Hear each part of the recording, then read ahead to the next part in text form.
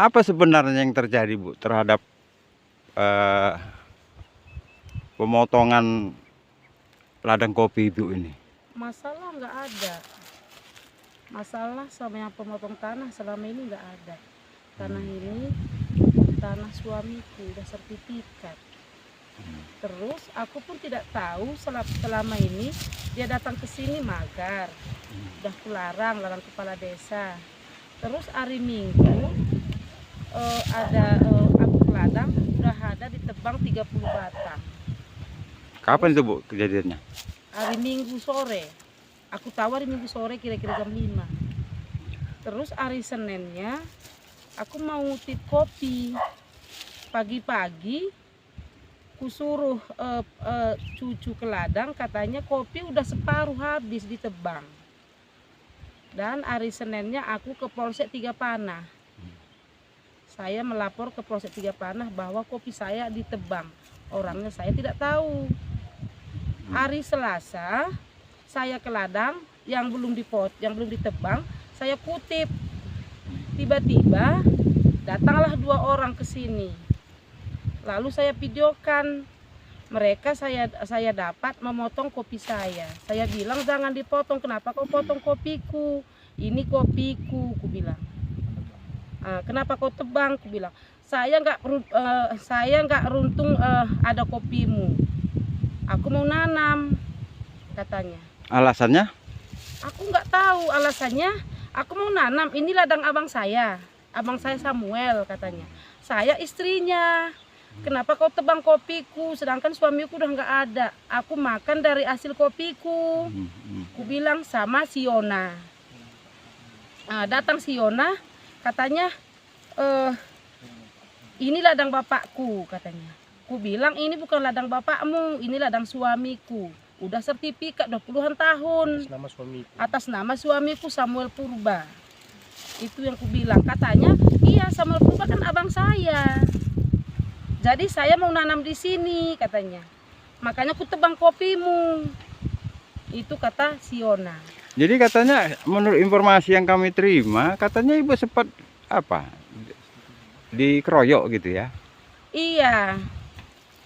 Ya dikeroyok itu sebelum ada kejadian Penebangan kopi. Iya, saya dikeroyok karena saya pun nggak tahu, masalah nggak ada.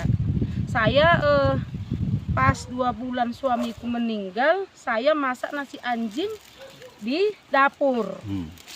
Tiba-tiba datang 2 orang, satu anak lajang umur 19 tahun sama mamanya. Dia lari ribut-ribut, saya keluar dan mereka menanyakan, kau apain tadi kakekku, katanya sama saya. Nggak ada, nggak kenapa aku ngomong sama kakekmu, aku bilang. Terus datang mamanya, kau apain bapakku?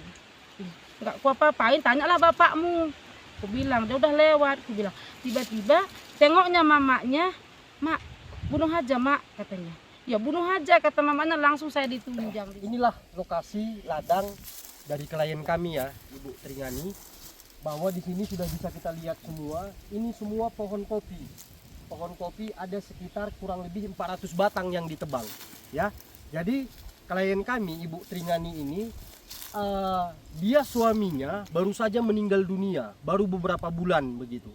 Kemudian yang kedua, Ibu Tringani ini dia hanya bergantung, mata pencahariannya hanya bergantung dari kebun kopi ini begitu. Hanya dari sini dia hidup, tapi sudah dihancurkan semua. Itu. Kemudian yang ketiga, bahwa pada saat kejadian di tanggal 3 Oktober ya, pelaku itu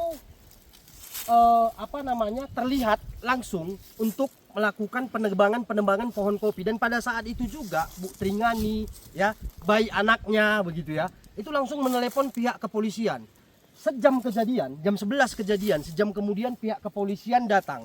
Pelaku itu ada di sini ya, dan pada saat polisi datang, posisi pohon kopi sudah tumbang semua seperti ini begitu.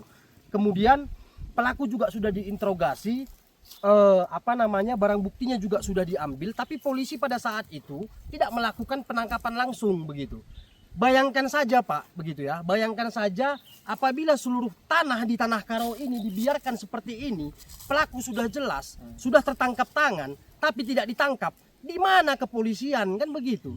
Kayak mana, ke siapa lagi kita mengharapkan keamanan, kan begitu. Apalagi ini bukan soal keamanan saja, ini juga berkaitan dengan soal kesejahteraan dan mata pencaharian masyarakat.